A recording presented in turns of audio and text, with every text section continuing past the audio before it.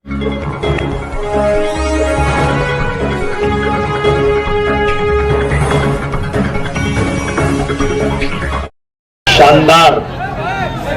स्वागत देखा अखिलेश जी का। सबसे पहले मैं तालियां बजाकर यहां के लोगों का बहुत बहुत शुक्रिया अदा करना चाहता हूं। दोनों हाथ उठाकर ताली बजाकर बोलो, यहां से वहां तक के लिए बोलो, ताकि मैं अखिलेश भाई से कह दूं कि आप अब की बार अलायंस में कह दीजिएगा कि ये सीट सिर्फ और सिर्फ समाजवादी पार्टी और इर्शाद लड़ेगा।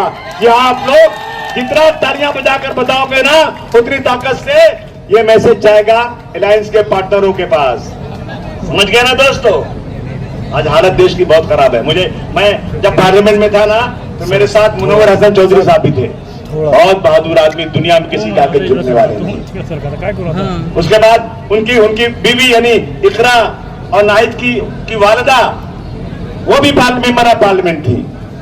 और आज चौधरी नाहिद हुसैन साहब एमएलए और उनकी बहन इकरा हसन एमपी, यानी समाजवादी पार्टी हमेशा ऐसे लोगों को लाती है जो कभी किसी से सौदा नहीं कर सकते, जो हमेशा छाती ठोक करके फिरका परस्तों से लड़ाई लड़ते हैं। मैं आज दुआ करता हूं अल्लाह ताला हमारे मुनव्वर हसन साहब को जन्नतुल फिरदौस पे आला मकाम दे और उनके गुनाहों को माफ करे।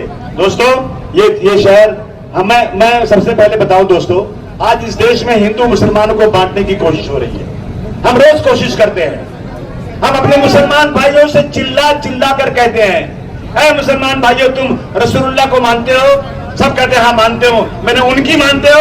क्या उनकी भी मानते हैं। मैंने कहा अगर तुम मुसलमान हो तो आज से ये तय कर लो आज से कि अगर तुम्हारे मोहल्ले में तुम्हारा पड़ोसी का मतलब 40 हाथ आगे 40 पीछे, 40 दाएं 40 बाएं, उन इलाकों में कोई भी सबसे पहले देखना, कोई गैर मुस्लिम अगर तकलीफ में है तो अपने बदन का खून निछावर करके उस गैर मुस्लिम की मदद करना। और अगर तुमने ये नहीं किया, तुमको अल्लाह ने इतनी रोजी दिया है कि तुम अपने बाल बच्चों का पेट अकेले पाल सकते हो, तुम्हारे पड़ोसी का तुमने ख्याल नहीं किया, तो रसूलुल्लाह ने क्या कहा, कान खोल के सुन लो कि तुम मुसलमान ही नहीं हो। तुमने मदद नहीं किया तो तुम मुसलमान ही नहीं हो। कुछ लोग हम हिंदू मुसलमानों को बांटना चाहते हैं। आए धुलिया के लोगों, आज से तुम ये बात मेरी मानोगे नहीं मानोगे, हाथ उठाकर बोलो। आज चिल्ला चिल्ला कर बोल देना, ऐ फिरका परस्तों, हम हिंदू मुसलमानों को बांटने वाले, आज से हमने तय किया है कि मेरा कोई भी पड़ोसी हिंदू होगा, वो हिंदुओं को मदद के लिए नहीं बुलाएगा, बल्कि रसूलुल्लाह के लोगों को बुलाएगा, मुसलमानों को बुलाएगा। वो अपनी जान पर खेल के हिंदू भाइयों की मदद करेंगे। करोगे ना भाइयों काम? आज किसान खुदकुशी कर रहा है। महाराष्ट्र वो प्रदेश है जहां से अखिलेश भाई सही करेंगे, 100 में 38 रुपया, 38% इनकम टैक्स महाराष्ट्र देता है। और महाराष्ट्र को क्या मिलता है? 7 रुपया, 100 में 7 रुपया। सबसे ज्यादा बिजली महंगी महाराष्ट्र में है। अखिलेश भाई, मुझे याद है नेताजी जब मिनिस्टर थे, चीफ मिनिस्टर थे, उन्होंने कहा था, मुझे याद है कि हाथ में सुई लेकर कहते थे, जब ये लोग काम करते हैं तो सुई हाथ में छुप जाती है, खून निकल जाता है। जो ये कारीगर लोग काम करते हैं इसका अपना पावरलूम का, या जो लखनऊ के चिकन का काम करते हैं, संतोषी का, तो नेताजी ने क्या कहा मालूम है कि सिर्फ और सिर्फ 65 रुपया। सुन लो जरा आप लोग, अरे फिरका परस्तों, अपना कान खोलकर सुन लो। एक बुढ़ा आदमी बोलता है अभी शेर जिंदा है। अबे तू काहे का शेर है? तू गीदड़ है, गीदड़। मुझे मैसेज भेज रहा है यहाँ का, वो इंक्वायरी करना चाहता है, कहता है शेर तो यहाँ बैठे, तू क्या जान शेर किसको कहते हैं?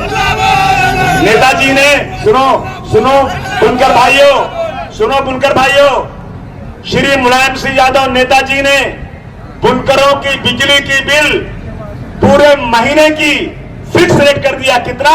65 रुपया, सिर्फ और सिर्फ 65 रुपया। ये फिरका परस्त पार्टी जब से आई है बीजेपी ना, फिर उसने बढ़ा दिया है बहुत ज्यादा।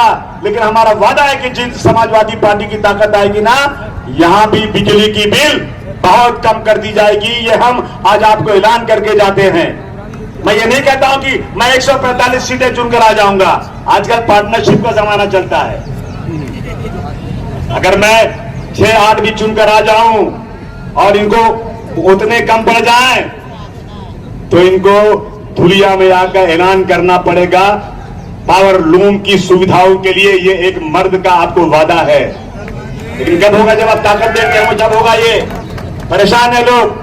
सबसे ज्यादा बिजली की बिल आज महाराष्ट्र में हुआ है।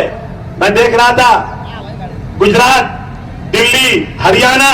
मेरी मांग है अगर सरकार तक मेरी आवाज जाती है, बहुत पैसा बांट रहे हो लाडली बहना के नाम पर, बहुत कर रहे हो, ये भी ऐलान कर दो कि हम यहां पर बिजली की बिल जितनी गुजरात में है, जितनी दिल्ली में है, जितनी हरियाणा में है, उसी के बराबर बिजली की बिल कर देंगे।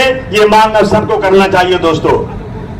हम पार्लियामेंट में जाएं किसानों की बात, हम यहां जाएं किसानों की बात, हर बार किसानों के ऊपर हल्ला, किसानों के ऊपर हाउस रोका जाता, बहस होती है। लेकिन आप समझिए कि इस सरकार में आज सबसे ज्यादा किसानों की खुदकुशी हुई है।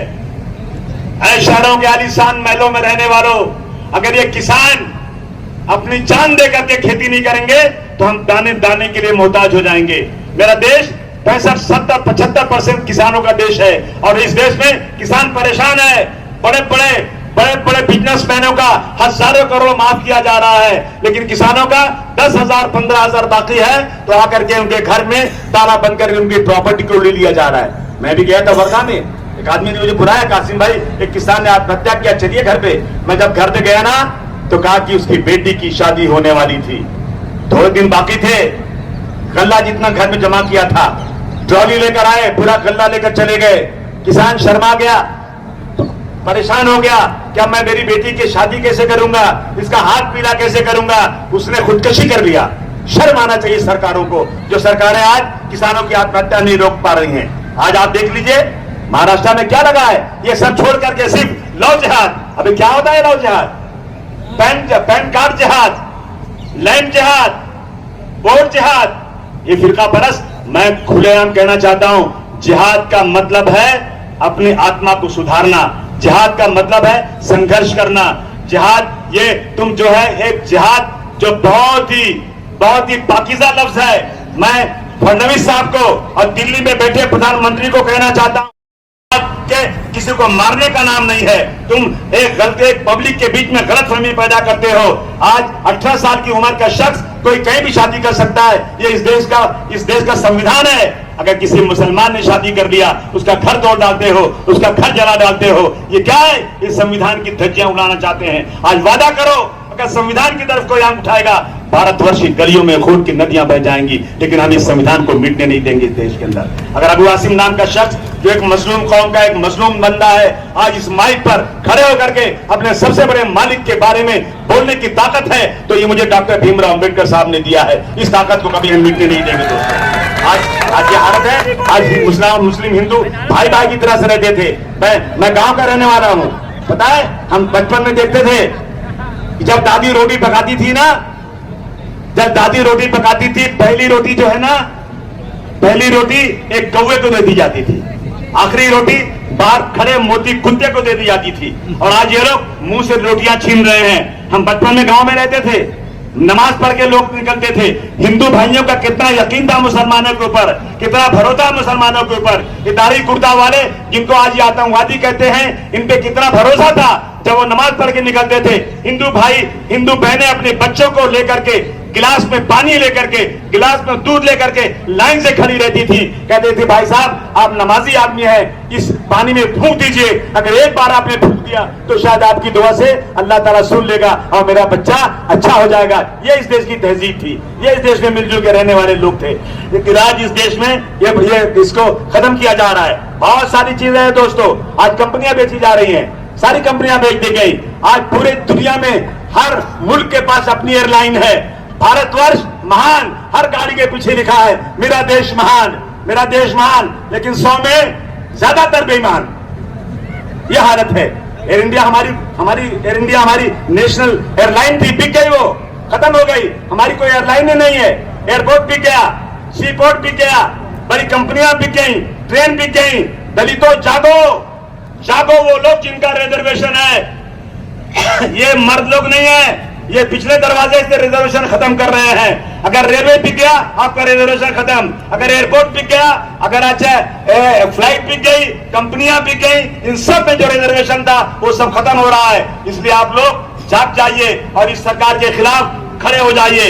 आज मजहब के नाम पर गाली दी जा रही है। याद रखना, मैं खुलेआम कहता हूं, दुनिया में जितने लोग हैं एहतराम के काबिल, दुनिया में जितने लोग हैं एहतराम के काबिल, मैं सबको मानता हूं, मगर मुस्तफा के बाद हुजूर सल्लल्लाहु अलैहि वसल्लम के बारे में गलत अल्फाज हम सुन नहीं सकते।